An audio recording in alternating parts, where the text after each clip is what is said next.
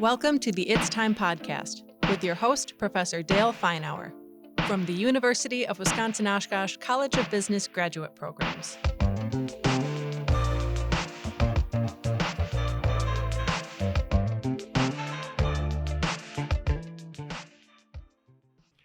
I'm excited to have one of my colleagues with us again today, Michael Patton, and want to start with the question of why in the heck did you become an academic? What was the twisted road that got you here? It is indeed twisted. I did spend 25 years in private industry. But before that, when I was an undergrad, I thought I was going to be a high school social studies teacher. And my parents were both teachers at one point. My brother's an academic. And so teachers beget teachers like doctors beget doctors and lawyers beget lawyers. So I was going to be a high school social studies teacher. Didn't work out for myriad reasons, spent 25 years in private industry. And then after getting my MBA and MSIS from UW Oshkosh, Dr. Eierman reached out to me and said, hey, you want to teach as an adjunct, one class? And so I did that for a little while and enjoyed it. And then when there was a full-time opening, he's like, why don't you come take that? So I took a little bit of a pay cut to come do this, but teaching is probably what I should have been doing out of the gate and really like doing it. So tell me about the 25 years in private sector. What'd you do? I was in information systems in a training capacity, in a leadership capacity, in a practitioner's capacity. My undergraduate degree was in political science with minors in history and French. So naturally, I've spent my entire career in IS. Sure. It makes sense, doesn't it?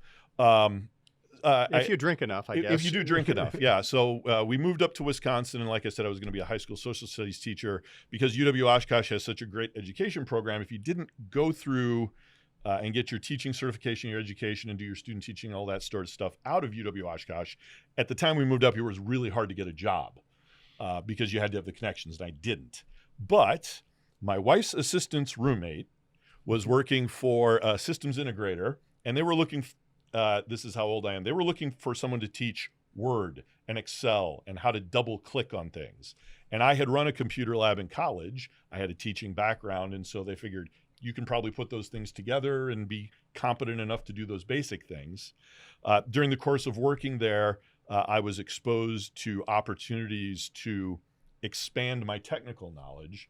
And so by the time I left, I was one of the first MSDBAs in the country and had really gotten some certification and training. MSDBA? Microsoft Certified Database Administrator. Okay. And so had some theoretical technical knowledge, and then that whole business to business education model pretty well dried up. And so I needed to actually practice doing what I'd been teaching. So my landlady went over and said, a company just downsized all of us educators, and so I'm going to be looking for a job. And she's like, what is it you do again? I said, well, I've been teaching about this really technical stuff, but I'm going to have to do it now. And she's like, oh, I think our company's looking for a new systems administrator. You should apply. So I did, and I started working at Oshkosh Door Company and was the system administrator and later leader of that IT team, and got to practice a lot of things I'd been teaching about and implement some new things and learn some new things. And so my whole career has been kind of I'll try that. And so now I'm in academia. And you enjoyed it? I love it. And what do you focus on now in academia? I am our network and primary cybersecurity guy. So I'm the director of our relatively new Cybersecurity Center of Excellence. And I focus on teaching networking courses, some intro to IS courses, as well as one of our cybersecurity courses. Cybersecurity. Yeah. Talk to me. What's that? Cybersecurity. It's basically the process of protecting any or all of your digital assets, whether that be from internal threats, external threats, whether that be threats that are trying to take things away from you in that very kind of cinematic way of, the hacker in a basement in Bangalore hacking away on a computer, trying to break into your system from the outside, or whether it's threats that you actually give them the information through social engineering and they trick you into telling them things that you probably shouldn't be doing otherwise. So it's any and all of that falls under the umbrella of cybersecurity. Okay. And you said Cybersecurity Institute? Center of Excellence. Center of Excellence. Yep. What is that? So it is an idea that we had that actually came out of, I just wanted to make my networking class more interesting. And so I was looking for ways to do that. And a friend of mine said, I know this guy, he's got a mobile cyber warfare range. I'm like, my students would love that. So we brought the guy in to have a conversation about what we could do with this mobile cyber warfare range. And in the course of our discussions, I could tell he had bigger aspirations than just dragging this group of laptops around. And I know that there's a need out there for better, just general knowledge of cybersecurity. So he and I got together. We had our first meeting in December of 2020. And by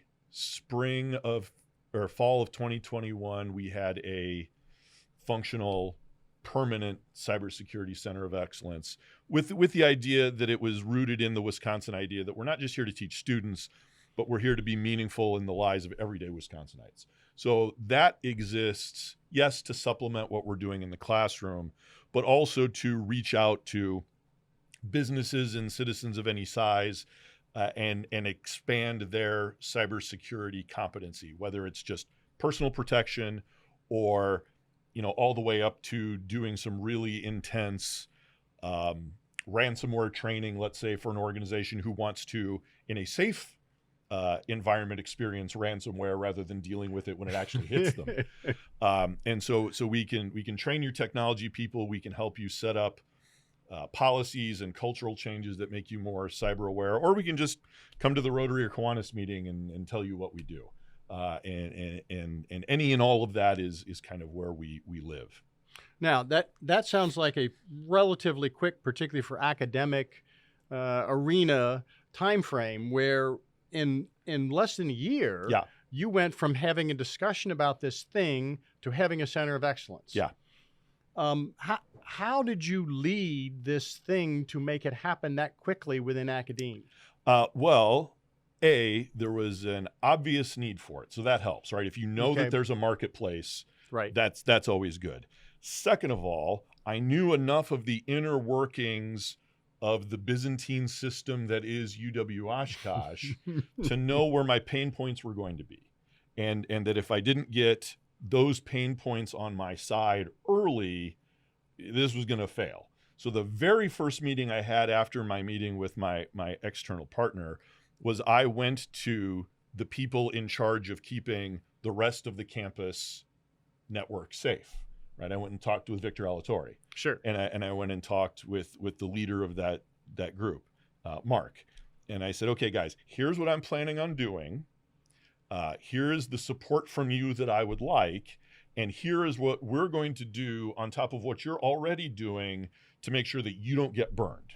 So the first thing we said was, look, we know our idea is to bring a lot of nasty stuff on campus, so we're going to keep it air-gapped. We are not going to touch the rest of the university system, so that should anyone do anything dumb or should anything get loose, it's not going to be in your lap and you're not going to have to deal with it. Okay. And so that sentence right there went a long ways. So you built a brick wall between A and B. Yep. And what I'm hearing is fundamentally, as a leader, you identified what were reasons why someone might have to say no and tried to construct a sale, a reality that would overcome their resistance. Exactly. Yep. And so and they could recognize not only the benefit to the greater community, but the benefit to the university of having something like this, because we can help them with their with educating the rest of the workforce, so that they don't have to spend their time on those resources. We can take on some of that if they want us to. So you identified what reasons they might have for saying no and tried to address them. And then you tried to identify reasons why they would have for saying yes. And tried to highlight them. Yes. So after we got them on our side, which I knew if they said no at any point in time, this whole thing's dead. Okay.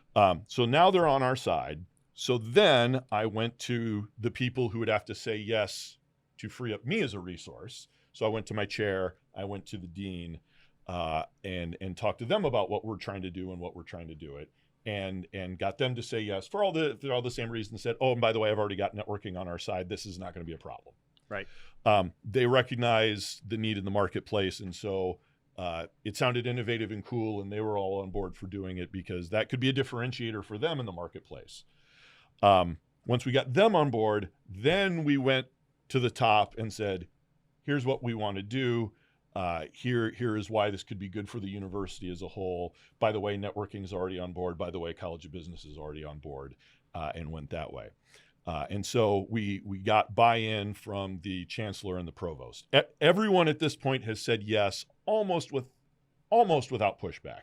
The networking people gave us a little pushback because they needed to, right? That's their job. That's the due diligence. But everyone else had started saying yes. Then we came to the part that I knew was going to be our other really big headache, and that is, where is this going to be? We need physical space for that. And that was an adventure. I had already kind of highlighted something, even though I've only been at the university full-time for about 5 years. My wife has worked here for over 25 years. So I knew a little bit more about the university than most people who'd only been here 5 years did.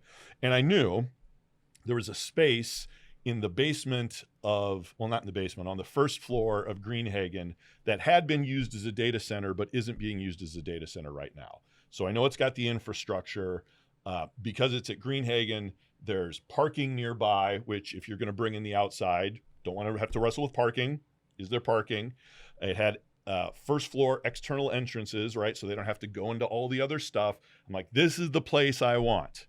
Now, my external partner looked over at the Culver Center and said, that's a beautiful building. It has parking and external entrances. And wouldn't it be great if we could be over there? I said, that is a new building. We are not getting in that place at all. Just put that out of your mind. So not high enough up the food chain. We're not high enough up the food chain to get that place. I said, this is the place we should be aiming at. So that's when I really first started to get pushback. Internal IS was using that space still, although not as a data center. They did have someone working out of there. In my estimation, was the space underutilized? Yes, but they had a reason for it. And so I had to try and figure out a way to get them on board, whether it was from persuasion or coercion, right? I can either try to convince them to give it up on their own, or I can go above their heads and have someone say, you need to give them that space.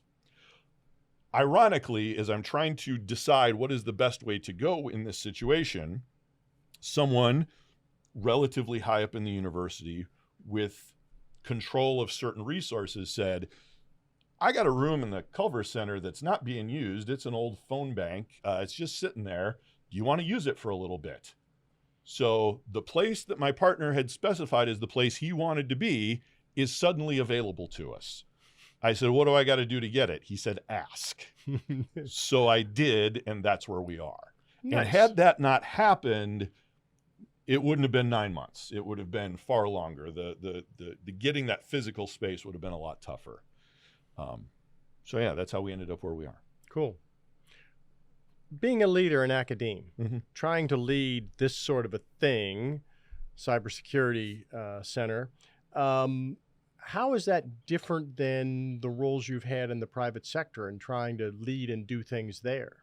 One is I have significantly less control of my budget. I don't have a sales force, so generating revenue can be a bit of a challenge. So I either have to have the revenue allocated to me through some Byzantine process that I really have very little say in. And we do have some seed money, and that's how we got our startup money. Dean Rao graciously offered to pay for our internet connection for, I think it was 6 months. The provost paid for another 6 months. So our primary expense for the first year is paid for. So that's the biggest challenge is having far less control over that revenue stream and all of the politics that go into that revenue stream. I've gone from being, someone who sits in on all the board meetings where all those decisions are made about where money gets allocated, to being someone who's asking someone who's asking someone who's asking someone who's asking someone for money. And that's a significant change. And on top of all of the, bureaucratic things that go with being a state institution, right? In business, if you want to do something and you could make a business case for it, my experience has been it generally happens. Now, even if there is a logical business case, et cetera, there's all of this other political stuff, both big P and little p, that can get in the way, right? We don't want to deal with the legislature and things that may go on with this. We don't want to upset this other constituency within the organization because of whatever the case may be. And so being part of academia with all of that extra stuff, it just moves so much slower. So what's the takeaway in terms of leadership? What have you learned about leadership from being a leader in both environments? And now a short break to let some of the folks from the College of Business talk about various programs and services that the College of Business provides. Thank you. The Cybersecurity Center of Excellence at the University of Wisconsin Oshkosh is focused on solving tomorrow's problems today. Corporations and other businesses in Northeast Wisconsin can utilize the center for threat analysis, incident response assistance, cybersecurity awareness and training programs, and professional development for technical and other staff. Learn more about the University of Wisconsin Oshkosh Cybersecurity Center of Excellence at uwo.sh/cybersecurity. That's uwo.sh/cybersecurity. Well, leadership is all about people. One of the things that I tell my students when we talk about leadership and getting things done is I have them recognize most of the time you are not going to be in a situation where you can say, we're doing this or else, right? You can't say, do this or you're fired, or do this or I cut your funding. But yet you still have to accomplish the thing you've been asked to accomplish. And oftentimes you have to get people who have otherwise greater power in the organization to do the thing you need them to do, right? How can I go to Provost Coker and get him to do the thing I need him to do when he can be like, whatever, right? You're nobody. Go away. Go away.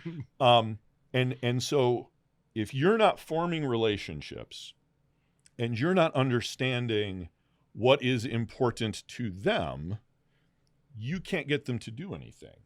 And even if you have the best idea, if you don't have followers, you're not a leader. By definition, you have to have followers, right? If you're flying over the desert and you look out the window and you see some guy wandering through the desert by himself, you don't go, that's a great leader, right? They know something nobody else does, and look at them go. And yet, if you saw someone wandering through the desert with a whole bunch of followers, you might think, that's a great leader. To get all these people to follow him through the desert? Something's going on. Something's going on. And so it's really about understanding people's motivations, understanding in advance what the obstacles are going to be. Whether you agree with those, whether or not those should be obstacles, the obstacles are real nonetheless. And so working with people, bringing them in, making them part of the solution, making them winners in this situation goes a long way to getting them to advocate for your point or getting to where you want to be. It sounds like you focus much more on informal leadership as opposed to formal authority as a way to get things done. Yeah. You think that's made you a better leader? I hope so. Because most of us don't have formal authority, right? Yes. So we have to do something else. When you get formal authority, that informal stuff still works great. It's an and, not an or. It's an and, not an or, exactly. I have found when I have had reports who like me, they like me because I do all that informal stuff, right? I involve them. One of the best pieces of advice that I tell all upcoming leaders who are going to have the beginning of some formal authority deals with how you run a meeting. And this may have even been in your class, so I hope it is. Take credit for it regardless. We go back a ways. We go back a ways. That when you have a meeting, everything on your agenda, and you should have an agenda, will have one of four letters next to it, A, B, C, or D. If something has an A, this is an autocratic decision, right? I'm just telling you what's going on. The decision has been made. You have nothing to say about it. This isn't up for debate. This is what it is. B, there's a decision to be made, and I have a bias. I think I know what I want to do, and I will listen to your input, but I'm leaning in a particular direction. And you're upfront about that. And I'm upfront about it. C, I am consulting with you. A decision needs to be made. I don't have a particular way to go. You have some significant influence in what we're going to do with this decision. Or D, this is discussion only. The decision's not being made. I'm just putting it out there so we can further this situation. And even when decisions are unpopular, if people know how much authority they have in getting that decision made, the buy-in is better. I may not like what's going on, but if I know I wasn't going to be listened to anyway, okay, fine, here's the decision and we're going with it. Right. Where I have found the biggest problems come is when people think they have some input, when people think that you want to know what they think and why they think I it. think you're consulting, and you ain't. You're just explaining. Exactly. That is where a lot of the displeasure comes. Well, you're not listening to me anyway. Well, sometimes I'm not, and I'm going to tell you I'm not up front. But when you think I'm listening to you, I better be listening to you. And I better have a reason for, if I didn't go with something you said, why that was. So if I'm not going to be listening to you, I'm upfront about that. Up front, right? And if I'm telling you I'm going to listen to you, by gosh, I really need to listen. Absolutely. Don't necessarily have to do what you want. Exactly, right? I'm not giving you the decision power. But I'm making it clear I'm going to listen, and I'm going to make sure you're heard, and then explain why I made potentially another decision. Yep. And I think if you're smart, give credit. If I do go with something that you said, give credit to the fact that you helped steer me in that way, right? Recognize that I really am listening. You said this, I heard it, and that's part of why we're doing what we're doing. And we're giving credit as we pass this thing up the food chain. This isn't me, No. but it's I had the sectional partner, I had these people, I had those people, all these people helped make it happen. Yep. Sounds Absolutely. good. Let's shift gears a little bit. Mm-hmm. Data security. I'm a leader in an organization. Why should I care about data security? My guess is everything in your business is now data, whether it's the accounting system from which you pay the checks and keep the books, whether the order system where you're taking the orders in, the manufacturing system, everything has been Inventory, you name it. Almost everything has been digitized to this point. As a result, just as you would want to protect people from walking into your factory and walking out with machinery or product, you should want to protect the data and the inputs that allow for that product to be made, et cetera. On top of that, you also have some existential data, right? We exist in a digital plane almost as much, and I think in certain situations more, than we exist in a physical plane. If you are declared dead digitally, even though you can physically go up to someone and show them that you're not, try to convince the rest of the system that you're not. Good luck. It will take you months, if not years. So all of this stuff that has been digitized are assets that we need to protect in the same way that we protect our raw materials, the products we sell, anything else. The problem is it's a whole lot harder to see it walk out the door. Because it doesn't have to walk out the door, it It's walks not out a physical. wire. Right. the Or airwaves. I could just make a copy of it and you don't know I have it in. And you still have yours and that's fine. And then suddenly you see it on WikiLeaks or whatever the case may be, and now it's out there. Okay. So I understand now why it's important as a leader that I am aware of this question of data security. What do I need to know about data security as opposed to I have people who know about this stuff? Right. You need to know that primarily cybersecurity is a cultural problem, not a technological problem. Yes, we have digitized and we have networks and firewalls and all of that sort of stuff. But in the age of social engineering, in the age of spam email with links, anybody in your system can receive an email that has a bad link in it, right? It purports to be a video to a cat falling out of a tree and ho, that's cute, and how it lands on a duck, and I don't know.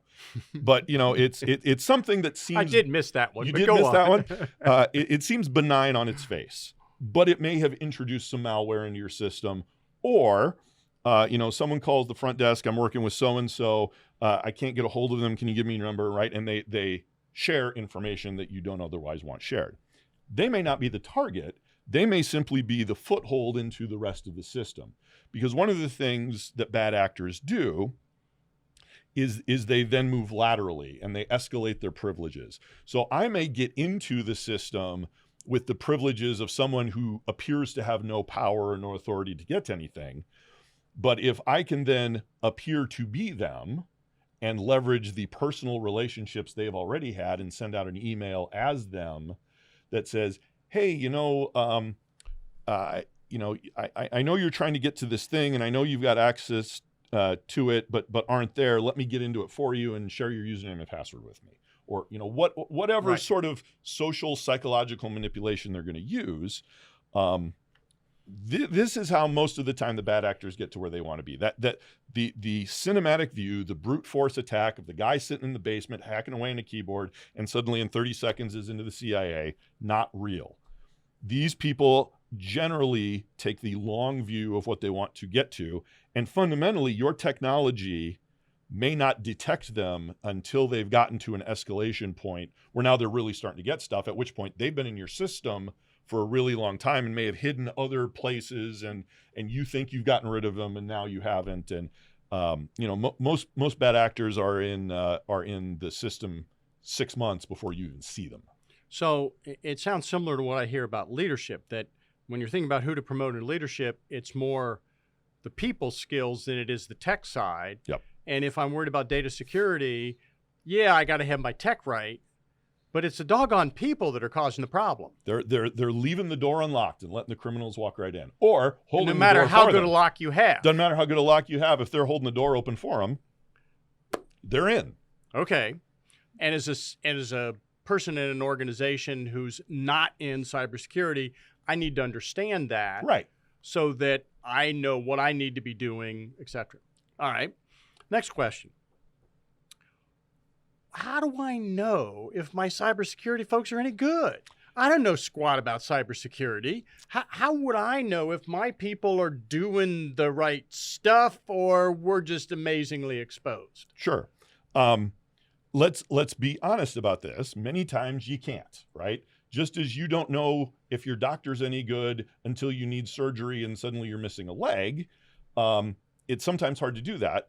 One thing you can do, just as with your doctor, is get recommendations from the outside. Who do they know? Who do they talk to? Who respects them, right? Send some feelers out in the community from people who you at least think are doing a good job. And do they know this person? And, well, I've heard this and they're doing these things. Does that make sense? So you're looking at the reputation that helps. your data security folks have in the industry. Yep. There are also some more concrete things.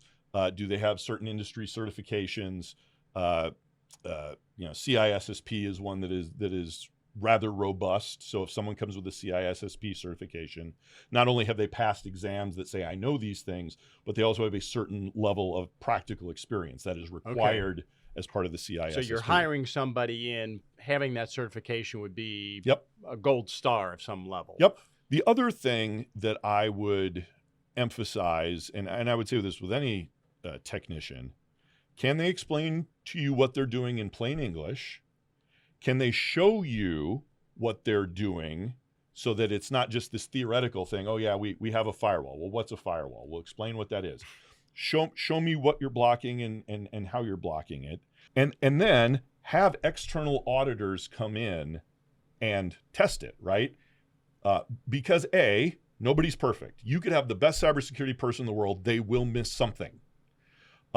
So have external people come in, and this is the thing I thought I was protecting and the level to which I was protecting it. Is it that way? You can hire white hat hackers to hack into your system. They're sometimes called penetration testers, right? Did they get through the system? And maybe you want to give them a target, right? Can you tell me who my largest customer is? And so if they can get into that system and give you that information and maybe even tell you what sales you had with them last year and some information you were looking at, but give them parameters. Don't just say, hey, tell me where all my vulnerabilities are. Oh my goodness, we could spend forever doing that. And frankly, have them access some things that you don't want them to access. Okay. So check the reputation, see if there are any third-party authorities that can validate, and then do some pen testing, hire some people to do some white hat hacking. And if your internal people say, well, we can do that, maybe they can, but that's also like telling your locksmith or having your locksmith say, no, I know the doors are locked because I locked them. Well, did you install all the locks you needed to lock? And did you get that right? You want someone else to verify it, who doesn't have skin in the game to say, yep, that is indeed the case. And a good cybersecurity practitioner will recognize that this is a good thing, right? If they're only worried about covering their butts, that's always a red flag for me. So the data security person who says, look, I want us to go get an external person to stress test the system. Absolutely. That's a gold star to check. That's a good sign. And the flip side, if they say, oh, no, we don't need anybody else to test this. Trust me, I got it. Put me in, coach. I got everything covered. Yeah. That's going to make you nervous. That would make me very nervous. Cool. Sounds interesting. What else should business leaders know, if anything, about data security as they're moving forward? This is not going to be less of a problem in your lives. This is only going to be more. And so you shouldn't be looking at this as a problem that can be solved. This is a chronic condition. You're going to have to keep working at this, not only because the technology itself is going to change, but the bad actors' tactics change. I would also remind people that while most of the successful breaches come from the outside, the size of the successful breaches from the inside is significantly greater.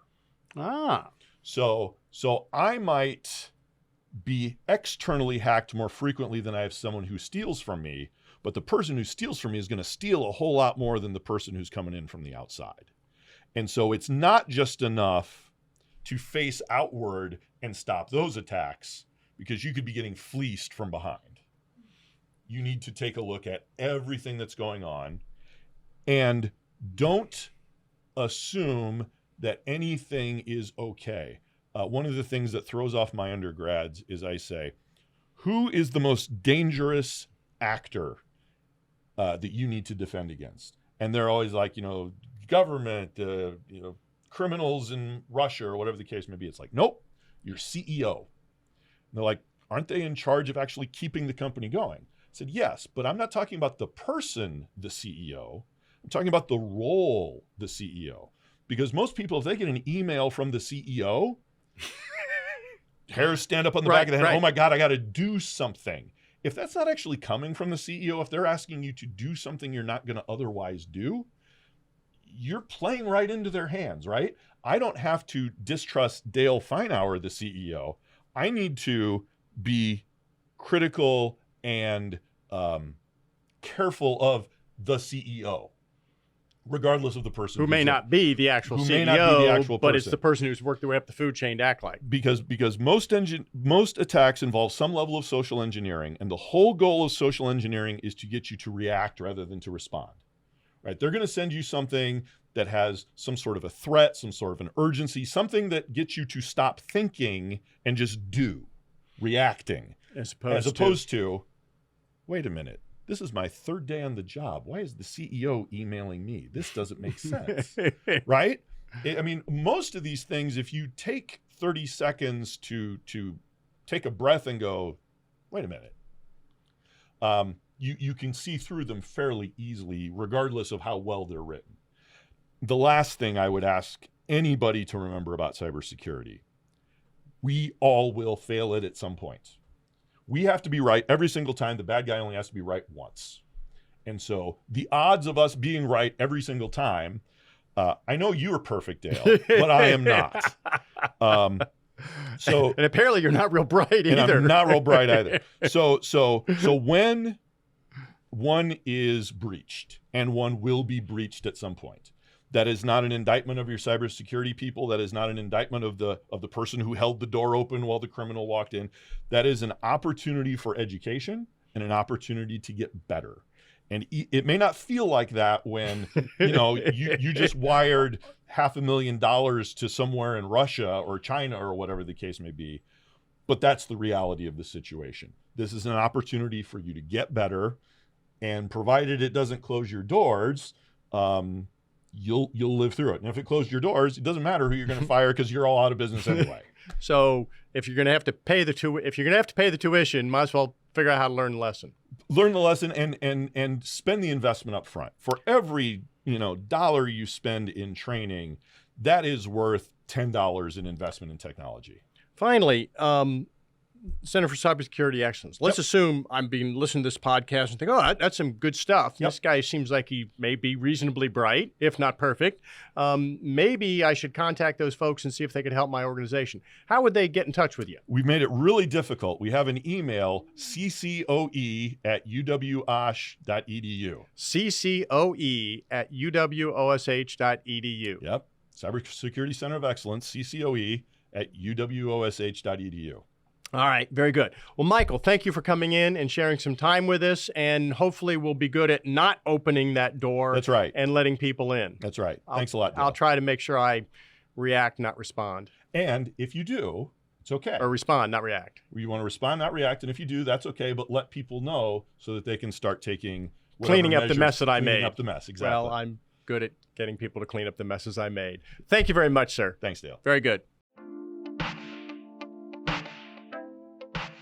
It's Time is a production of the University of Wisconsin Oshkosh College of Business Graduate Programs in association with Venture Project Studios. Executive producer, Aaron J. Armstrong. Host, Professor Dale Feinauer. Creative Director, Madison Potratz. Director of Photography, Elazar Kloon. Audio and Video Editor, Elazar Kloon. Marketing Strategy, Tara Larson. Social Media, Anwar Mahana. A special thanks to L Creative, Top View Media, Michael Patton, and the University of Wisconsin Oshkosh College of Business Graduate Programs.